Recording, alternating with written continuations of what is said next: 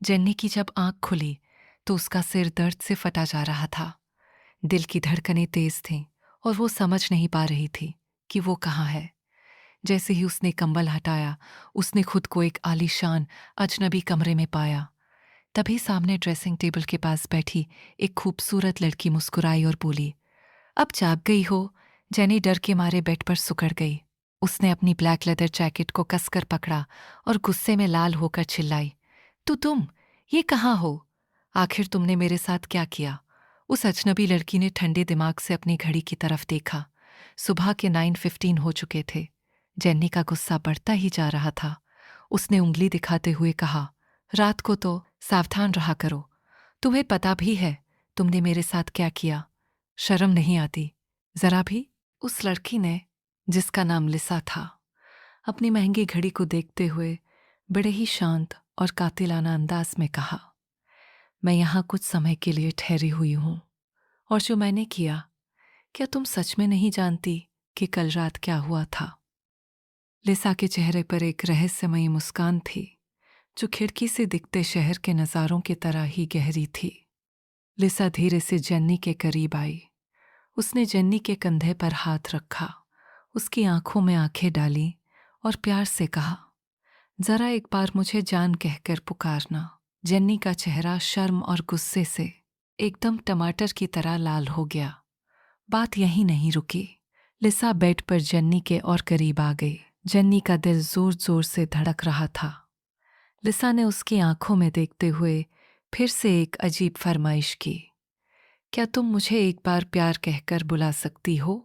जेन्नी ने लिसा को पीछे धकेलते हुए कहा, नहीं चाहिए, दूर हटो।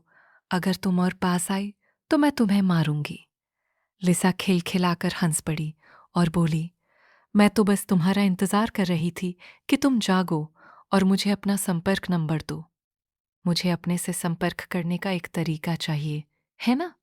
जेन्नी ने गुस्से में चीखते हुए कहा, प्रेमी? कैसा प्रेमी? ऐसा कुछ नहीं है। अब जेन्नी के सब्र का बांध टूट चुका था। वह चिल्लाई, भागो! और कमरे से बाहर की तरफ दौड़ी। लिसा बस हाथ कमर पर रखकर उसे जाते हुए देखती रही और मुस्कुराती रही। लेकिन जेन्नी की किस्मत खराब थी। दरवाजे के पास पहुंचकर वह जल्दी जल्दी अपने भारी बूट्स पहनने की कोशिश करने लगी। धत तेरे की, इन्हें पहनना कितना मुश्किल है, वह बड़बड़ाई। तभी पीछे एक लंबा साया मंडराया। बूट्स की लेस बंधने से पहले ही लिसा ने जेन्नी को अपनी बाहों में उठा लिया। जेन्नी हवा में पैर मारते हुए गुस्से से लाल होकर चिल्लाती रह गई, आह! मुझे नीचे उतारो। लिसा ने जैसे ही जेन्नी को अपनी बाहों में उठाया, जेन्नी गुस्से से तमतमा उठी। लिसा ने उसे शांत करने की कोशिश करते हुए कहा, शांति से रहो, मैं कुछ नहीं करने वाली। लेकिन जेन्नी कहाँ मानने वाली थी। वह हवा में पैर मारते हुए चिल्लाई, तुम कुछ नहीं करने वाली से भी ज्यादा खतरनाक हो, मुझे नीचे उतारो। लिसा ने मुस्कुराते हुए अपनी शर्त दोहराई, नहीं, जब तक तुम मुझे अपना संपर्क नंबर नहीं देती, मैं नहीं जाऊंगी। अगर तुम नहीं दोगी तो मैं हर 9 दिन तुम्हारे घर आऊंगी और तुम्हें ढूंढूंगी। जेनी ने चिढ़कर लिसा की तरफ देखा और कहा, क्या तुम्हारे पास सच में इतना खाली समय है? तुम्हें लोगों को परेशान करने में मजा आता है क्या? लिसा ने बिना किसी झिझक के जेन्नी के बेहद करीब आकर उसके कान में फुसफुसाया, आखिर मेरे प्रेमी से क्या हो सकता है? जेन्नी का चेहरा एक बार फिर शर्म और गुस्से से लाल हो गया, लेकिन उसने हार नहीं मानी और दोबारा चिल्लाई, मुझे नीचे उतारो, मैंने कहा नीचे उतारो। जब सीधे सीधे बात नहीं बनी तो जेन्नी ने अपना आखिरी पैंतरा आजमाया।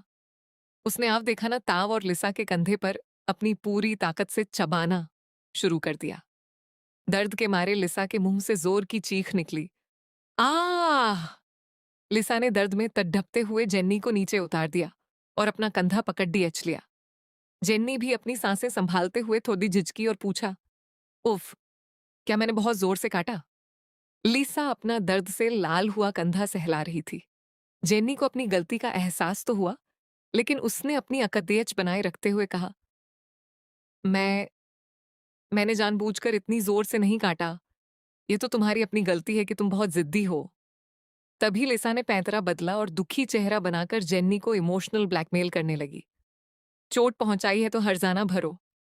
जेन्नी ने हैरान होकर कहा, हाँ? लीसा ने आगे कहा, अगर किसी को चोट पहुंचाती हो तो जिम्मेदारी लेनी पड़ती है। या फिर तुम्हें ये पसंद है कि मैं तुम्हारे घर और तुम्हारे माता पिता के पास आऊं? लिसा की इस धमकी से जेन्नी पूरी तरह फंस गई। उसने गुस्से में खौलते हुए लिसा की तरफ देखा और पूछा, तुम ऐसा क्यों कर रही हो? क्या यह सब जरूरी है? लिसा ने भी मासूम चेहरा बनाकर जवाब दिया, मैं तुम्हें पागल नहीं बना रही। मुझे बस तुम्हारा नंबर चाहिए। क्या ये कोई गुनाह है? आखिरकार जेन्नी को घुटने टेकने ही पड़े। उसने चिढ़कर अपना मुंह फुला लिया, अपनी बाहें सिकोड़ी और कहा, ठीक है, लेकिन वादा करो कि तुम मेरे घर कभी नहीं आओगी। लीसा की तो जैसे लॉटरी लग गई। उसने तुरंत अपना फोन निकाला, जेन्नी का नंबर सेव किया और चहकते हुए बोली, ठीक है, अब हम सुलह कर सकते हैं। जेन्नी ने अभी भी गुस्से में मुंह फेरते हुए एक ठंडी सांस ली और कहा, हम्फ, हाँ हाँ, बस भी करो। लिसा के चंगुल से किसी तरह पीछा छुड़ाकर जेन्नी सुबह सुबह अपने घर पहुंची। कमरे में उसकी बड़ी बहन एरेन परेशान हालत में फोन हाथ में लिए उसका इंतजार कर रही थी। जैसे ही दरवाजे पर क्रीक की आवाज हुई और थकी हारी जेन्नी अंदर आई, एरेन का गुस्सा फूट पड़ा। एरेन ने उसे पकड़कर डांटते हुए कहा, क्या हुआ? कल रात घर क्यों नहीं आई? मैंने तुम्हें कितनी बार कॉल किया, मैं पूरी रात सो नहीं पाई, बस इसलिए कि मम्मी पापा तुम्हारे कमरे में न जाएं। जेन्नी चुपचाप लेदर जैकेट पहने हुए ही बेड पर लेट गई और करवट बदलते हुए बोली, जिसे ललिता, लिसा कहते हैं वो सच में बहुत बहुत चालाक है। एरेन, मैंने गलती की, उससे दूरियां बना ली, अब मुझे उससे और भी दूर जाना होगा। ये सुनकर एरेन के होश उड़ गए। बाहर अचानक बिजली कड़की और एरेन ने डर के मारे अपने मुंह पर हाथ रख लिया। वह घबराकर बोली, क्या? पहचान? नहीं हो सकता यार, कितना समय हो गया है तुम्हें उससे मिले हुए। वो तुम्हें कैसे पहचान लेगी? अगर वो पापा मम्मी को भी बता देगी तो मैं कहाँ जाऊंगी? जेनी बेड पर सीधे लेटकर छत को घूरते हुए गहरी सोच में डूब गई। उसके मन में अजीब सी कशमकश चल रही थी। हमारे पास भी कोई दूसरा विकल्प नहीं है ना? अगर उन्हें पता चल गया कि मैं यहां हूं, तो मैं अपनी बहन की शादी बिगाड़ ढाक कर एक गलती कर दूंगी। बस, अब और नहीं सहा जाता। एरेन ने जेन्नी को गले से लगा लिया और फिक्र जताते हुए कहा, तुम कितना सरल सोचती हो। अभी तुम सिर्फ 17 साल की हो, स्कूल में पढ़ाती हो। तुम्हारी शादी अभी हो ही नहीं सकती।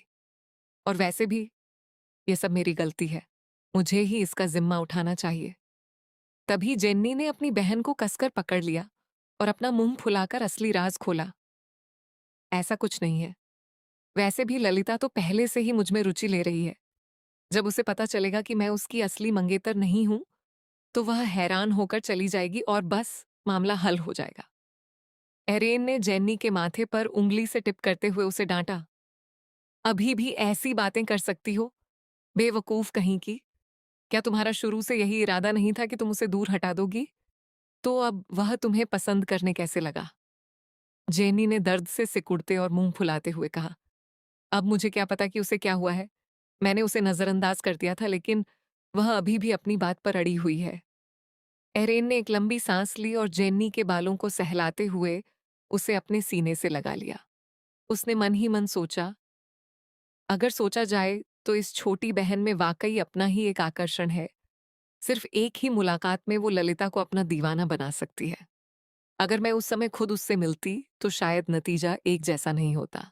आज के लिए इतना ही, मिलते हैं अगले एपिसोड में।